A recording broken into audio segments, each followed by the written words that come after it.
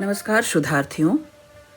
आज मैं मध्य प्रदेश के आदिवासी अंचल झाबुआ में जन्मी डॉक्टर मालिनी गौतम की कुछ कविताएं लेकर आपके पास उपस्थित हूँ।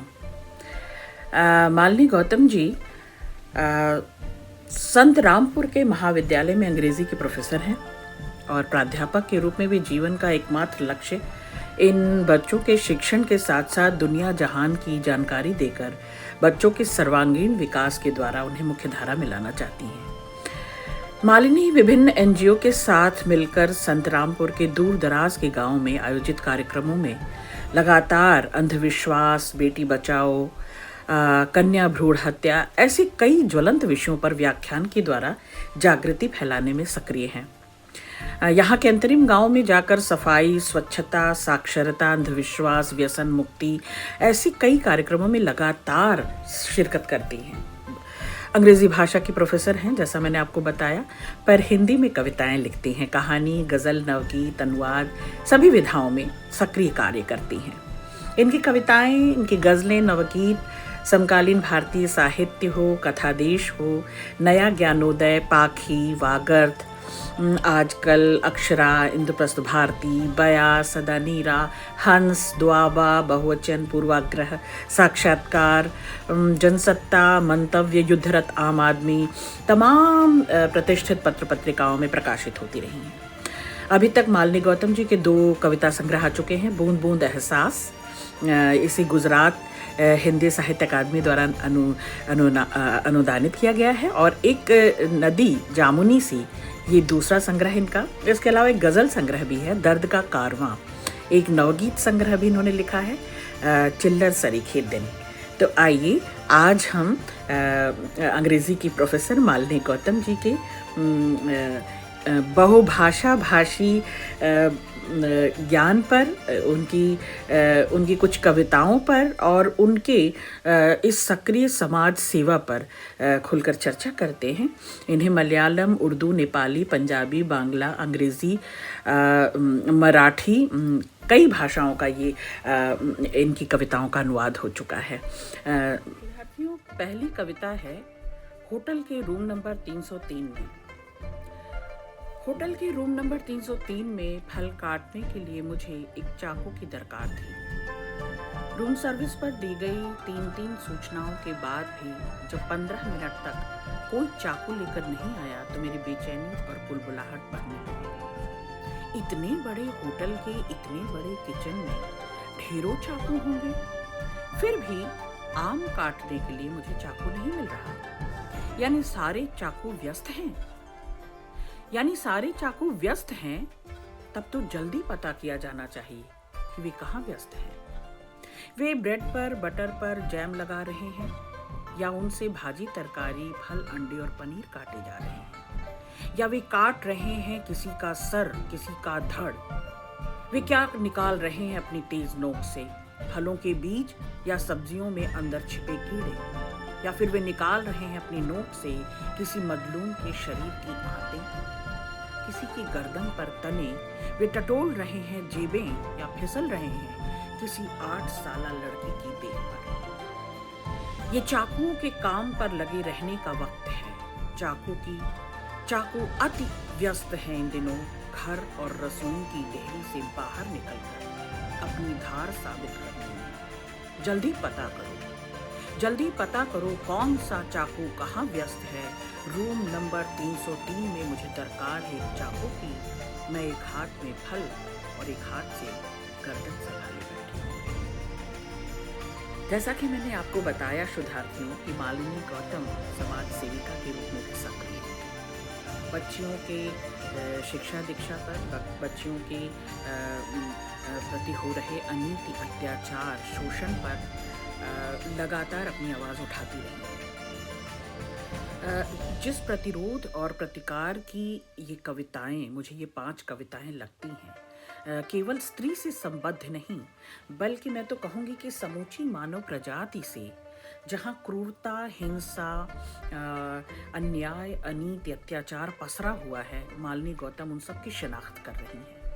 और जो हिंसक धारदार अस्त्र शस्त्र हैं उनको चिन्हित करते हुए, उनको आपके सामने उजागर करते हुए दरअसल मालिनी गौतम यह बताना चाहती हैं कि संसार भर से प्रेम परवाह कहाँ चला गया, कहाँ छूट गया, कहाँ वो आपस का जो मेल मिलन था, आपस की जो एक दूसरे के प्रति जो फिक्र थी, एक दूसरे की परवाह थी, और लगातार जो हम एक दूसरे में रस ढूंढा करते थे, एक दूसरे में तन्मय तल्लीन होकर, संलग्न होकर एक दूसरे की खोज खबर रखा करते थे, वे सारी चीज़ें आज इस सदी से, इस दुनिया से लुप्त होती जा रही हैं। और ये हिंसक क्रूर अस्त्र हों, चाहे वो झन्नाटेदार चाकू हो, ये सभी दरअसल ये सिंबॉलिक है, केवल प्रतीकात्मक रूप दिया है मालिनी ने। वे बताना ये चाहती हैं कि सभी हिंस्र चीज़ें,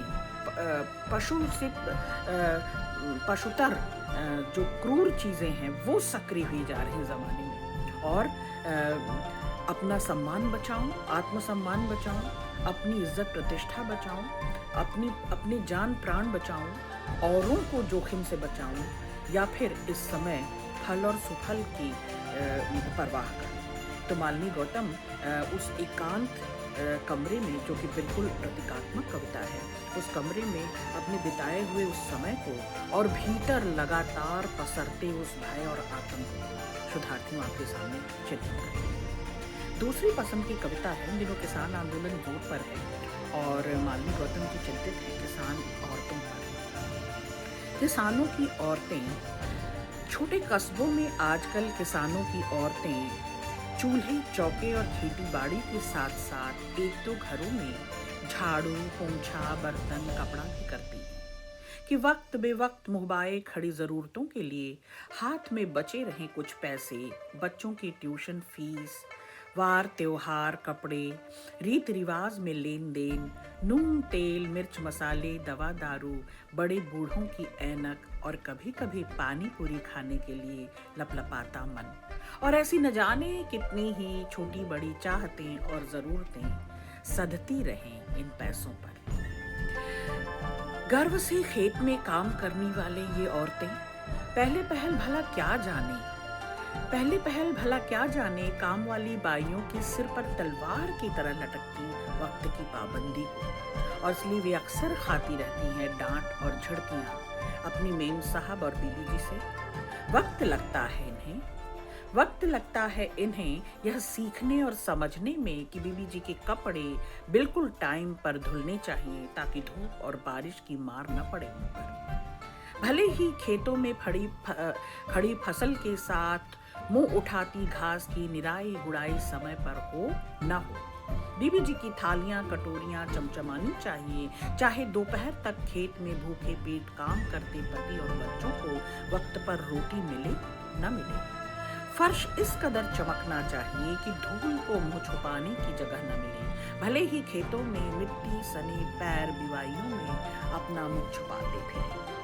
धीरे धीरे समझती हैं वे बीबी जी का मिजाज और काम वालियों का शौक, और फिर सीख जाती हैं बीबी जी की खुशामद करते हुए दो चार काम एक्स्ट्रा निपटाना। कभी लहसुन छील देंगी तो कभी कभी उनके असमय सफेद होते बालों को लाल फेंकते हुए मेम साहब के बालों में खुशबूदार तेल डालकर एलोवेरा घिस देंगी।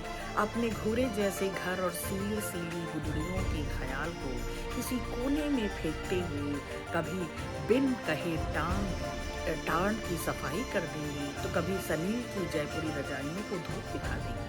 कभी कभी बोरी भर देसी खाद सिर पर उठाकर ले आएंगी और बगीचे में गमलों की निराई गुड़ाई कटाई छटाई इस लगन से करेंगी गोया धान गेहूं और मक्की की फसलें गमलों में उगाती जानी है। बिना मुंह बिगाड़े हंसते हंसते सब काम काज निपटाते, भूख से कुलबुलाती आंतों में पति और बच्चों को निहारते वे भरसक कोशिश करती हैं बीबी जी को खुश रखने की। जानती हैं वे कि अचानक आन पड़ी ज़रूरतों के लिए वे उन्हीं से मांगेंगी 2-4 रुपए। बीबी जी एहसान भरा अपनापन जताते हुए उन्हें पैसे देंगी और वे फिर हो जाएंगी बंधुआ कुछ और समय के लिए। दरअसल मालिनी गौतम ये जानती हैं कि जो किसान और किसान की औरतें हैं, जो अपने श्रमशील जीवन में अपनी ठसक के साथ, अपने मान, स्वाभिमान, सम्मान के साथ जीना जानती हैं, जब वे बंधुआ हो जाती हैं, दरअसल वे अपनी बिंदास, अपनी बेखौफ जिंदगी जीती हुई, स्वाभिमान की जिंदगी जीती हुई, खेत खलिहान की जिंदगी जीती हुई, जब कभी पालतू हो जाती हैं, इन घरों में काम वाली बाइयों का काम उठाती हैं, तो उनका वो मान, स्वाभिमान भी कहीं धुल जाता है, साथ में वो मिट जाता है, खत्म हो जाता है। और मालिनी ये भी जताती हैं कि अब काम छोटा बड़ा तो नहीं है, जरूरतें बड़ी होती हैं।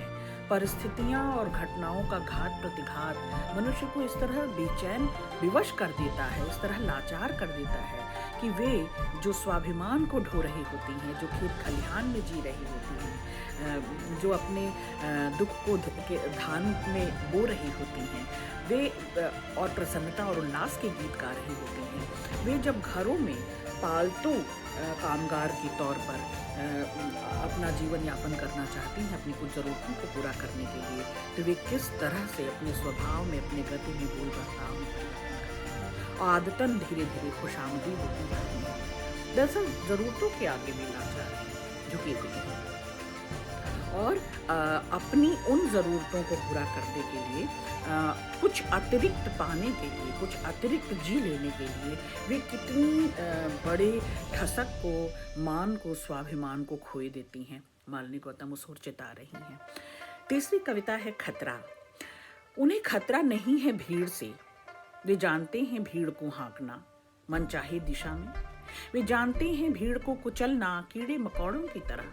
उनके गलों में निवाले नहीं अटकते लाशों के ढेर देखकर। वे पारंगत हैं भीड़ को भावनाओं के सैलाब में बहाकर अपने नाम के जयकारे लगवाने में। लेकिन डरते हैं वे जब भीड़ अख्तियार करने लगती है कोई चेहरा। वे भीड़ के आदिवासी दलित में तब्दील होने से डरते हैं, वे भीड़ के औरत में तब्दील होने से डरते हैं, वे भीड़ के मजदूर और किसान में तब्दील होने से डरते हैं। तभी तो वे तब्दील कर देते हैं इन चेहरों को माओवादी में, पाकिस्तानी में, खालिस्तानी में, देशद्रोही में। अब पहले से भी अधिक जरूरी है कि हम पहचानते रहें चेहरे औरतों के, बच्चों के, आदिवासियों और दलितों के, किसानों और मजदूरों के चेहरे, सच के चेहरे, इंसानियत के चेहरे, ताकि चेहरों को तब्दील न किया जा सके भी। शोधार्थियों, ये महत्वपूर्ण कविता है, आप इसे चिन्हित करें। आप ये देखें कि जो कहीं भी प्रतिरोधी स्वर है, विरोधी स्वर है, जो विद्रोह, क्रांति की चेतना की लहर उठा रहा है, जो एक दूसरे को संगठित कर रहे हैं, एक सूत्रित कर रहे हैं, एक आवाज में विद्रोह कर रहे हैं, जो क्रांति लाना चाहते हैं, उनको इसी तरह से दबाया और कुचला जाता है। और इसी तरह से एक एक व्यक्ति समूह से घिरा हुआ उस भीड़ का धीरे धीरे हिस्सा होता जाता है और भीड़ में उनका अपना विवेक, अपनी स्वचेतना, अपना स्वाभिमान, अपनी ठसक खत्म हो जाती है। फिर वो आदिवासी हो, वो दलित हो, वो औरत हो, मजदूर हो, किसान हो, सर्वहारा हो, वे सब दरअसल एक स्लैंग के रूप में, एक जिसे कहते हैं ना देशद्रोही के रूप में, इंसानियत के पर धब्बे के रूप में कभी उन्हें अलगाया जाता है पाकिस्तानी कहकर, कभी खालिस्तानी कहकर, कभी माओवादी कहकर, और इस तरह से उन पर देशद्रोह का ठप्पा लगता है। जब जब वे क्रांति में अपना स्वर उभारते हैं, उठाते हैं, जब जब वे अनीति अन्याय का विरोध करते हैं, जब जब वे स्वविवेक से काम लेते हैं, जब जब वे अपनी जात जमात का, अपने निजत्व का, अपनी आइडेंटिटी का क्राइसिस ऑफ वैल्यूज़ और क्राइसिस ऑफ आइडेंटिटी जो मालिनी की इस कविता में मुझे दिखता है कि आवाज़ उठाते हैं, तो वे इसी तरह से धराशायी कर दिए जाते हैं और भीड़ में तब्दील कर दिए जाते हैं। तो इससे पहले सावधान कि वे भीड़ का हिस्सा हो जाएं, वे उस समूह में जाकर मिल जाएं और अपने चेहरे खो दें, अपना विवेक खो दें, अपना मंतव्य खो दें, अपनी मंशा खो दें। इससे पहले सावधान हो जाइए और उन्हें चिन्हित कीजिए और उनके विरोध को, उनके स्वर को उठने दीजिए, उनके स्वर को रेखांकित कीजिए। अगली कविता है रेजा। ये मजदूर औरतों पर है। बेहतरीन कविता है मालिनी की, आप भी सुने। रेजा को स्वप्न में भी दिखाई देते हैं बड़े बड़े पत्थर, भूरे, लाल, काले, पीले, सफेद रंग के पत्थर। नादान रेजा ये जानती नहीं कि इन पत्थरों से बनेगा लाल किला या ताजमहल, बुलंद दरवाजा या इंडिया गेट, या फिर ठेकेदार का शानदार मकान। उसे बस इतना पता है कि उसके झोपड़ी की नींव में नहीं डाले जाते ये पत्थर। जब पत्थरों पर उकेरे जा रहे थे लोकार्पणकर्ताओं या शहीदों के नाम, रेजा उकेर रही थी अपनी उंगलियों पर 12 रुपए घंटे के हिसाब से। 12 अट्ठे छन्नों का पहाड़ा, 100 में बस 4 काम गिनते गिनते कम 100 वाट के बल्ब जितना तेज झलका था उसके चेहरे पर। उसके सामने धुंधला गया था ताजमहल का नूर। संतनको का सिकरी सुका, आवत जात पनहिया टूटी बिसर गयो हरिनाम, जिनको मुख देखत घिन उपजत तिनको। तो ये सीकरी की व्यथा नहीं है। हमें सीकर और सीकरी से मतलब नहीं है। ये मजदूर औरतें, ये कामगार औरतें, ये शमशील औरतें अपनी मेहनताने पर, और वो मेहनताना कैसे दुगुना चौगुना होगा, कैसे उसमें बढ़ोतरी होगी, मेहनत और बढ़ाएंगे, थोड़ा और कमाएंगे, इस चमक और ललक के आगे वे शानदार ताजमहल और वे बड़े बड़े महल धराशायी हैं। उनका नूर, उनकी चमक दमक इनको लुभाती नहीं है। ताजमहल की तस्वीर देखकर उसे याद आता है अपनी साथी रेजा का पत्थर के नीचे दबकर मर जाना। यूं तो पत्थर के ढेर पर 2 घड़ी सुस्ताने बैठी रेजा के सामने कुछ झुका झुका सा लगता है बुलंद दरवाजा। इस घर के दरवाजे ऊंचे हो गए हैं या कि तेरा कद ऊंचा हो गया है। बुलंद दरवाजा भी झुका हुआ लगता है इस मेहनतकश स्त्री के आगे, इस मजदूर शमशील कामगार स्त्री के आगे। यूं तो पत्थर के ढेर पर 2 घड़ी सुस्ताने बैठी रेजा के सामने कुछ झुका झुका सा दिखता है बुलंद दरवाजा। पेट पर पत्थर रखना ये कहावत भी बेमानी है रेजा के लिए। उनके लिए तो पत्थर पर ही खिलते हैं फूल जब खिलखिलाता है उसका बच्चा आधा पेट भात खाकर। सांझ ढले कपड़ों से पत्थर की धूल और महीन किरचें झाड़कर भात पकाती रेजा कई बार भात के किरकिराने पर भी कर्कश नहीं होती। इन दिनों अपनी हथेलियों पर फफोलों के दाग सहलाती रेजा बेहद उदास है। पत्थर खदानों में काम बंद है और बिना पत्थर नहीं खिलते फूल रेजा के। रेजा जो शमशील है, अनवरत मेहनतकश है, लगातार अपनी मेहनत में ही वो आप देखती है, रुआब देखती है। अपनी मेहनत की कमाई को ही वो, की चमक को ही वो जीती है। और अपने उन पत्थरों पर खेलते खिलखिलाते बच्चों का बचपन देखकर भले अधपेट हैं वे, भले अधनंगे हैं वे, लेकिन उनके चेहरे का नूर बड़े बड़े विशालकाय बुलंद दरवाजों और ताजमहल की नूर को, चमक को फीका कर देते हैं। रेजा शमशील है, आदतन मेहनत करती है और किसी की खुशामद नहीं जानती। ये बड़े बड़ों की सीकरी और महल के आगे नतमस्तक नहीं होती। और रेजा इन दिनों उदास है क्योंकि वो पत्थरों में फूल खिलाना जानती है, पत्थर पर दूब उगाना जानती है। वो जानती है संभावनाएं किस तरह से चट्टान को तोड़कर निकलेंगी, आर पार होंगी। पर रेजा इन दिनों उदास है क्योंकि काम रुका हुआ है, काम बंद है। बेहतरीन कविता थी मालिनी, और बल्कि ये एक सच्ची कविता थी जिसे मालिनी ने अपनी आंखों से देखा होगा, भोगा होगा। और सच्चाई बयान करती हुई कविताएं हमारे जीवन के ज़्यादा निकट होती हैं। वे कुछ कहती नहीं हैं, वे साफ दिखती हैं और उनके दिखाई देने में, उनके साक्ष्य होने में, उनके प्रामाणिक होने में ही इस कविता की महत्ता है। अगली कविता है आत्मसंबोधन।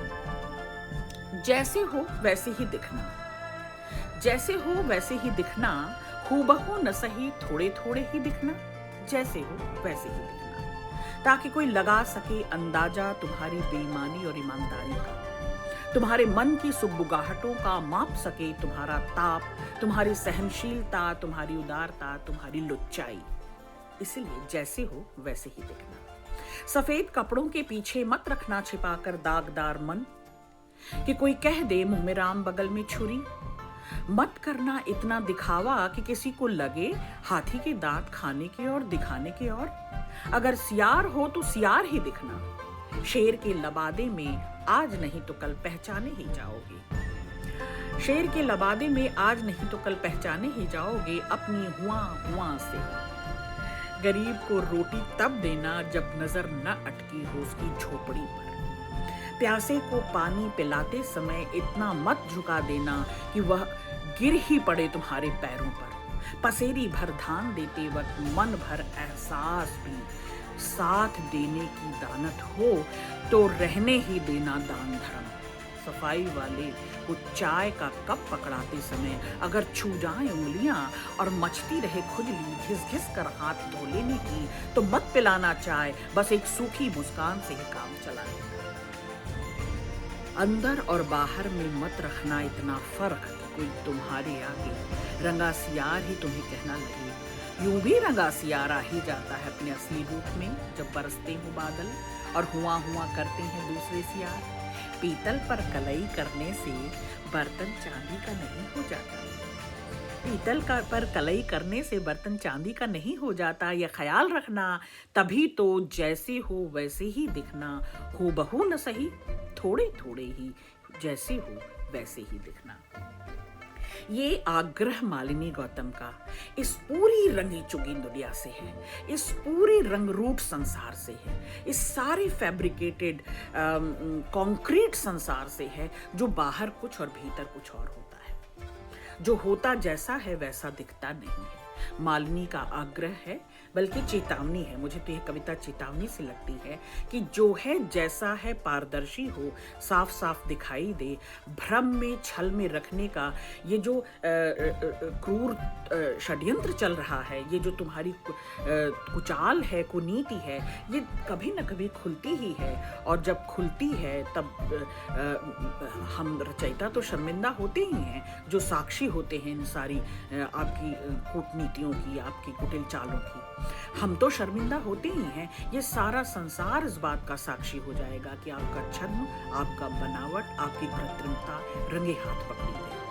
तो आप जो हैं जैसे हैं, आप दानवीर हैं, शूरवीर हैं, आप स्नेहिल हैं, आप परवाह करते हैं, आप में सहनशीलता है, मानवीयता है, आप प्रेम करते हैं, या आप उद्दंड हैं, आप दबंग हैं, आप वर्चस्व में जीते हैं, आप क्रोध और पाप करते हैं, और जिस तरह के भी व्यवहार आप करते हैं, उस व्यवहार में आप यदि सामने हैं, जैसे हैं वैसे दिखें, तो हमें कोई आपत्ति नहीं है। शिनाख्त हो जाएगी, पहचान हो जाएगी, और इस तरह से छल से वो बच जाएगी। इस तरह से इस दुनिया में कुछ तो कम होगा ये छल और प्रपंच।